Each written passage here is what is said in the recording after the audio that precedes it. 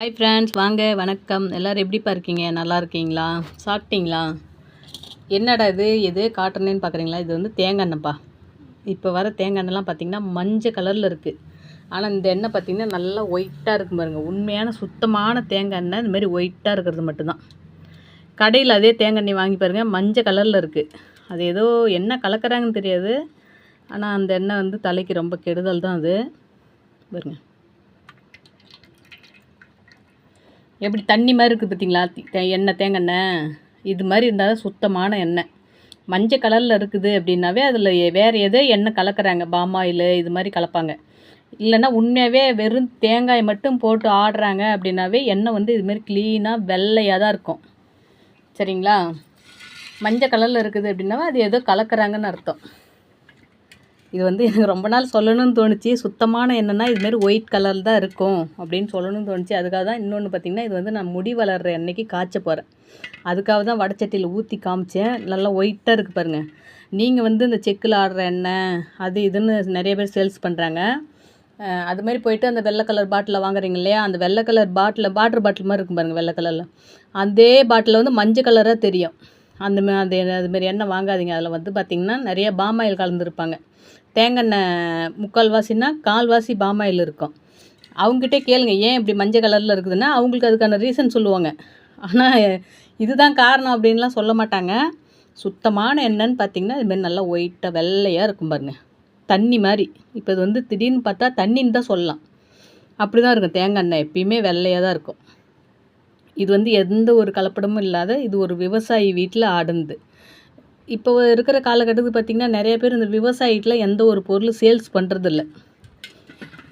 அதால் தான் இயற்கையான பொருளெலாம் வந்து செயற்கையாக மாறிட்டுருக்கு. விவசாயிங்கிட்ட வந்து ஒரிஜினல் பொருள் எதாக இருந்தாலும் சரி தான். காயிலேருந்து, தேங்காய் எண்ணெயிலேருந்து, இந்த நிலக்கடலை எண்ணெய், கல்லெண்ணெய், அதிலேருந்து எல்லாமே வந்து ஒரிஜினல் தான் கிடைக்கும். இப்போ வந்து விவசாயிகிட்டலாம் யாருமே சேல்ஸ் பண்ணுறதில்ல. அதால் தான் செயற்கைக்கு இப்போ மாறிட்டுருக்கு. இப்போ அவங்களும் வந்து விவசாயத்து இப்போ தேங்காய் தோப்பு இருக்குதுன்னு வச்சுக்கோங்க, ஒரு 10 மரம் இருக்குது, தேங்காயாக இருக்கிறாங்க. ஆடி அவங்கக்கிட்ட எண்ணெய் வாங்கினா இன்னும் கொஞ்சம் சேல்ஸ் பண்ணுற மாதிரி வரும். அவங்க இதுமாரி இப்போ கடையில் அது இதுன்னு நிறைய வாங்கிக்கிறாங்க. விவசாயிகிட்ட வந்து எந்த ஒரு பொருளும் வாங்குறதில்ல. அதால் பார்த்திங்கன்னா அவங்களும் என்ன பண்ணுவாங்க, தேங்காய் எண்ணெய் ஆடி குடிக்கவா முடியும்? முடிஞ்ச அளவுக்கு அவங்களும் சரி விற்கிறதுன்னு ஆடிட்டோம், இது என்ன பண்ண முடியும் இவ்வளோ என்னென்னு அவங்க தலைக்கு தடவிப்பாங்க, சமையலுக்கு யூஸ் பண்ணிப்பாங்க. இதே நாம் போய்ட்டு விவசாயிகிட்ட வாங்குற மாதிரினா அவங்க இன்னும் அவங்களுக்கு வந்து ஒரு தூண்டுதல் மாதிரி. தேங்காய் மரத்துலேருந்து தேங்காய் எடுத்து இதில் இப்போ பார்த்திங்கன்னா இதுமாதிரி ஆடி அதை நாம்ளே யூஸ் பண்ணுறத விட, ஆனால் அவங்களுக்கும் ஒரு செலவுக்குன்னு காசு வேணும் இல்லையா? நம்ம வாங்குறவங்கள நம்பி அவங்க ஆடிடுறாங்க. நம்ம வந்து யாரும் அவங்ககிட்ட வாங்குறதில்ல. போயிட்டு நீட்டாக அந்த பெரிய பெரிய கடையில் போயிட்டு வாங்கிட்டு வந்துடுறோம்.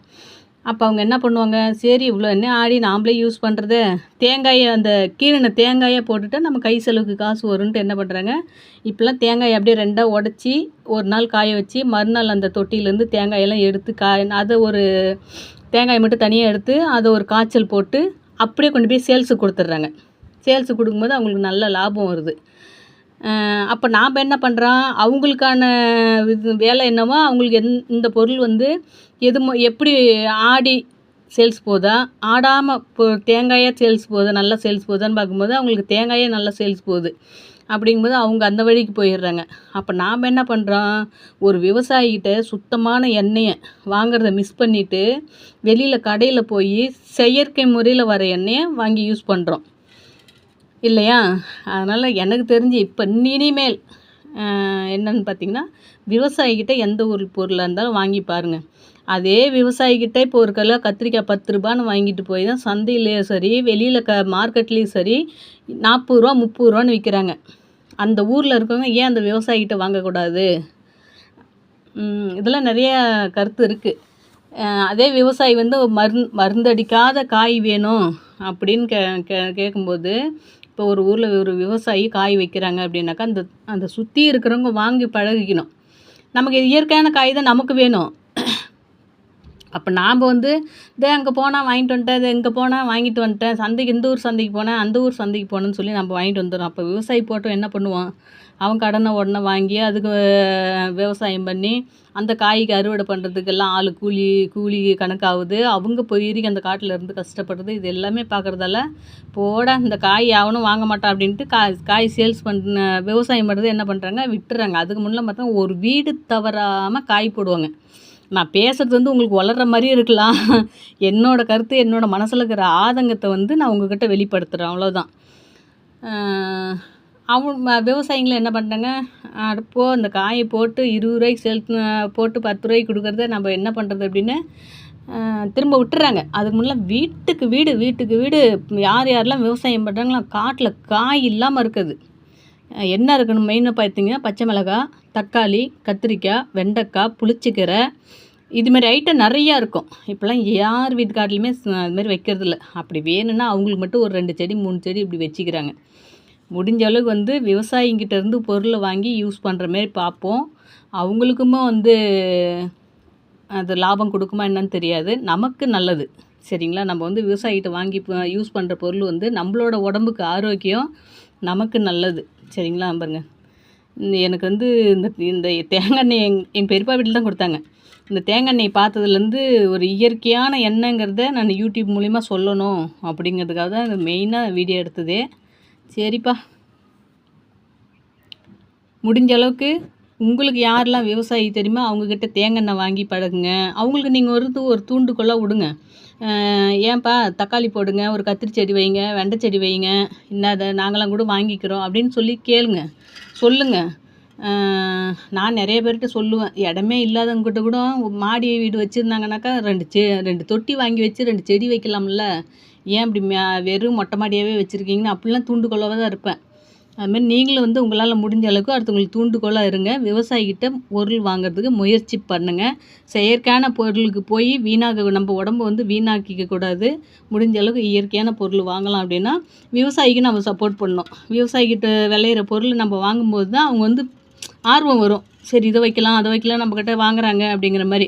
இப்போ எங்கள் ஊரில் வந்து புளிச்சக்கீரை வாங்கினோம். அது வந்து ஒரு மாதிரி பூச்சி அரிச்ச மாதிரி, நான் 2 நாளைக்கு வீடியோ போடுறேன் பாருங்களேன். அது ஏன் பூச்சி அரிச்ச மாதிரி இருக்குது அப்படிங்கும்போது அது மருந்தடிக்காத கீரை இல்லைங்களா? மருந்து அடிச்சிருந்தால் ஒரு பூச்சி கூட இருக்காது, ஓட்டையாக இருக்காது கீரை. அதுமாதிரி மருந்தடிக்காத இயற்கையான கீரை இங்கே கிடைக்கிது. நாம் என்ன பண்ணுறோம், அது ஓட்டையாக இருக்குது, அது வேணாம் அப்படின்னு சொல்லிட்டு என்ன பண்ணுறோம், வெளியில் வாங்க ஆரம்பிச்சிடும். அப்போ வெளியில் வாங்கும்போது என்ன பண்ணுறாங்கன்னா, அது மருந்து அடித்து நல்லா ஃப்ரெஷ்ஷாக கொண்டாந்து கொடுக்குறாங்க கீரை. அதுதான் உடம்பு கெடுதல். இது வந்து பூச்சி அரிச்சு போய் இருந்தாலுமோ அது மருந்து அடிக்காத கீரை. நாம் வந்து கீரை சுத்தமாக பார்த்துட்டு தானே போட போகிறோம். இயற்கையான கீரையை சாப்பிடுவோம். அதை நான் கீரையை புளிச்சக்கீரையை ஒரு நாளைக்கு உங்களுக்கு வீடியோ காட்டுறேன் பாருங்கள். மருந்து அடிக்காமல் பூச்சி அரிச்ச கீரை எப்படி தான் இருக்கும் அப்படிங்கிறத உங்களுக்கு காட்டுறேன் பாருங்கள். முடிஞ்ச அளவுக்கு நம்ம வந்து இயற்கைக்கு வர வழி பார்ப்போம். செயற்கையை மிஸ் பண்ணுற மாரி பார்க்கலாம். முடிஞ்ச அளவுக்கு நாம் கிராமத்தில் இருக்கிறவங்களும் சரி, கிராமத்துக்கு பக்கமாக டவுன் இருக்கிறவங்களும் சரி, ரொம்ப சிட்டியில் இப்போ சென்னையிலாம் ரொம்ப கஷ்டம்தான். முடிஞ்ச அளவுக்கு சொல்கிறேன், உங்களுக்கு யாராவது விவசாயிங்க இருக்காங்க, இல்லை உங்கள் ஊர் பக்கத்தில் விவசாயம் பண்ணுறாங்க, உங்கள் வீட்டு பக்கத்தில் பண்ணுறாங்க அப்படின்னா அவங்கக்கிட்ட எங்களுக்கு வந்து இந்த இயற்கையான கொஞ்சம் பொருளை கொஞ்சம் கொடுங்க, நாங்கள் அப்பப்போக்கு அப்படியே சேல்ஸ் பண்ணி வாங்கிக்கிறோம் அப்படிங்கிற மாதிரி வாங்கி யூஸ் பண்ணுறதுக்கு பாருங்கள். அதே பழக்கம் எல்லாருக்கிட்டையும் வரட்டும். நான் ஒருத்தி சொல்லி ஒன்றும் பண்ண போகிறது கிடையாது. இருந்தாலும் என்னோடய மனசில் இருக்கிற ஆதங்கத்தை சொல்லிடுறேன்ப்பா. சரிப்பா, ஓகே, பாய்.